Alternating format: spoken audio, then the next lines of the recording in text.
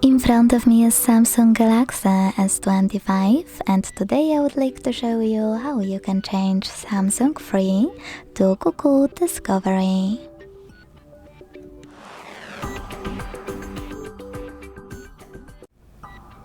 Begin by pinching your device's display. Now when you see all of those options available at the bottom, select Settings at the bottom right corner. Now scroll down a tiny bit to click on Add Media Page to Home Screen and tap on Google Discovery to apply it. When you're ready, go back. Thanks so much for watching. If you enjoyed this video, don't forget to leave a like, comment and subscribe.